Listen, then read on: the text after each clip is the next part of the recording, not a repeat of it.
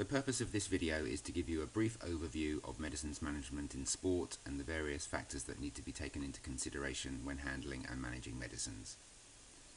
So this is a potential definition of medicines management which encompasses everything to do with a medicine's journey in, through and out of the club environment. The legislation that governs medicines handling, the first 3 points on this slide refer to legislation, and clearly if legislation is transgressed, then there is the potential for criminal prosecution, and then the latter two are guidances, and these are areas where, although criminal prosecution is unlikely,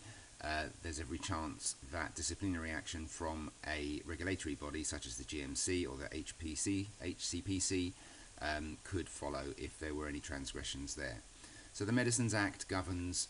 primarily the legal categories of drugs, who can supply them, whether they need to be supplied on prescription or not, whether they can be sold over the counter, and who can sell them over the counter. The Human Medicines Regulations was a rewrite basically of the Medicines Act in 2012 to encompass the various different additions to the Medicines Act since 1968. Misuse of Drugs Act and the ensuing regulations post-Shipman govern the handling of controlled drugs, and the Health and Social Care Act is the primary act which the Care Quality Commission use as the basis for their inspections. The latter two articles are pieces of guidance that give a bit of guidance on how to handle medicines in different clinical settings. So as I mentioned already, regulatory responsibility, certainly in all healthcare in the UK, whether private or National Health Service, is the Care Quality Commission. Currently, as of this date, they are not currently inspecting sports clubs, but there are certain clubs who have registered with the Care Quality Commission already, and it ultimately will not be surprising if they do start inspecting clubs. And the purpose of what we're about is to try to bring the standard of medicines handling up to what it needs to be if you were Care Quality Commission registered. Controlled drug regulations are enforced and regulated by the local NHS area controlled drug accountable officers, and also by the police controlled drug liaison officers.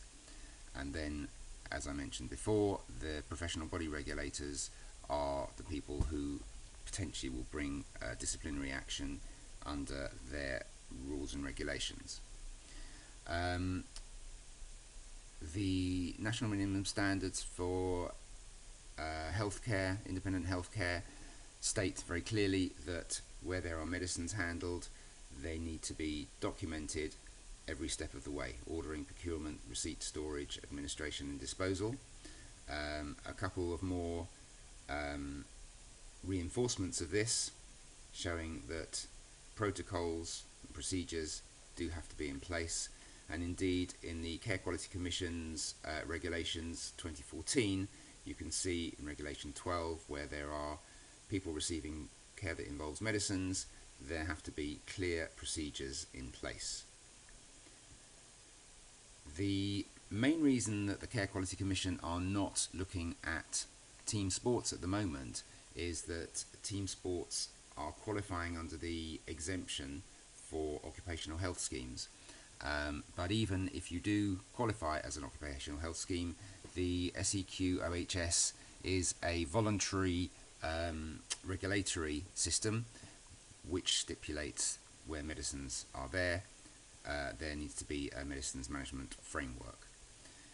And the protocols that one uses in a policy have to cover every aspect of a medicine's journey into the club,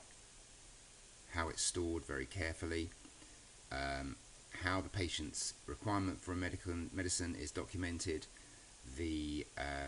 actual mechanism of the supply taking place, and then the record keeping as far as both stock control and audit are concerned. So clearly the main risks are to athlete safety and well-being. There are risks to the club or organisation themselves. Clearly, there can be litigation against a club or an organisation, both as a club or for the healthcare staff individually,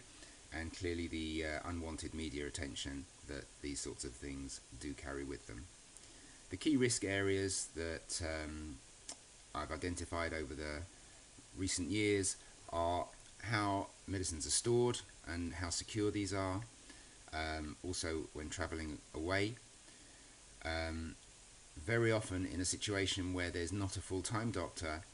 the physiotherapist is the healthcare professional in charge who's there most of the time, and very often they are expected to be the ones who are giving out medicines. There has to be a clear line of authority with a proper framework for physiotherapists to be able to give out medicines, unless of course they are an independent prescriber physiotherapist.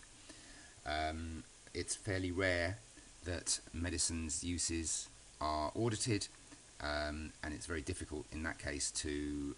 know if there were to be any sort of litigation in the future,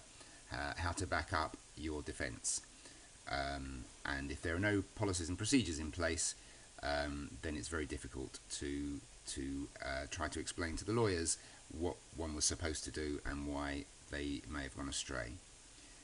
Clearly, record keeping is very important, must facilitate an audit trail of the meds, first of all, the medicines that have come in, secondly, the medicines that have been supplied and to whom they've been supplied, a clear indication of the prescriber authority if it hasn't been the doctor themselves giving the medicines out, the dates of supplies, why the drugs were given, and an audit of stock control, so that you can do a physical stock check and compare it to what the levels should be. So that pretty much covers the general part of the talk, and the next stage is to move on to club-specific situations.